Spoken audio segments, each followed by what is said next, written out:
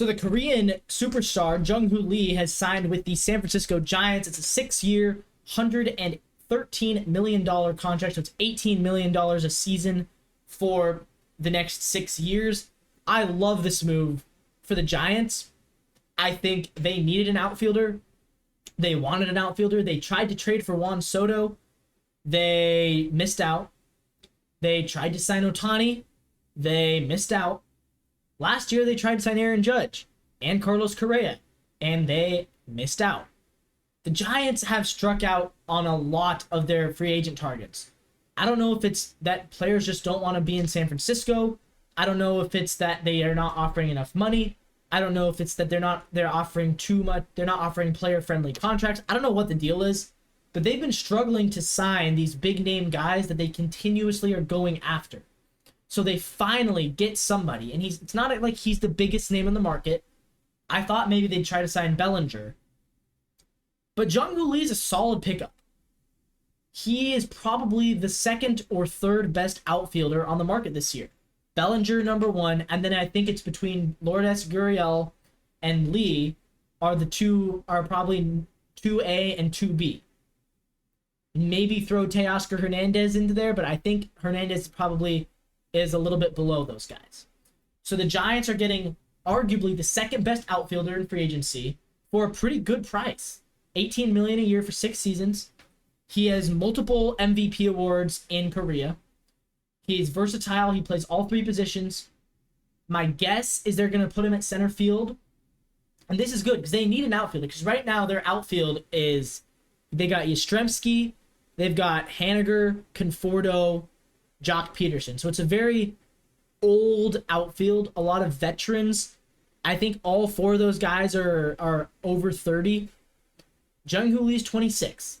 He's athletic, he's young, he is very talented.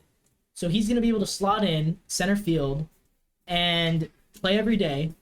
Now you can move Yastrzemski over to left, and then you've got Conforto right field.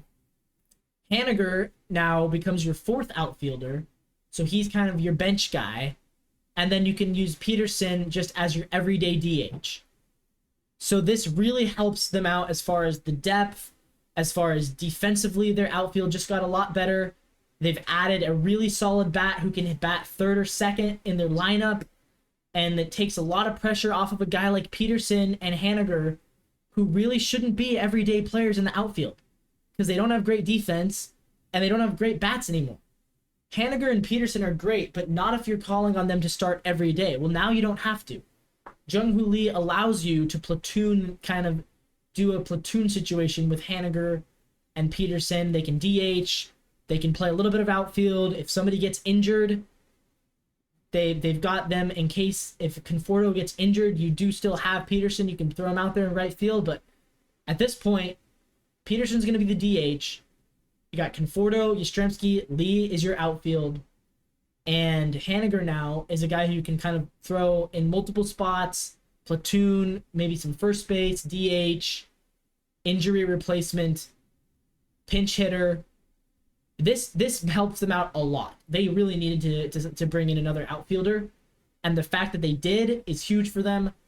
I still don't think this really puts the Giants over the top. Unfortunately for them, they're kind of staring at the Dodgers, Padres, and Diamondbacks as the 4th best team in that division. They might be able to pass up the Padres.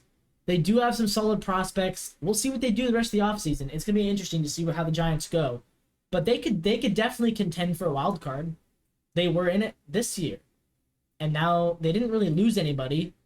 And they are gaining Lee. They're also going to get, some of these prospects.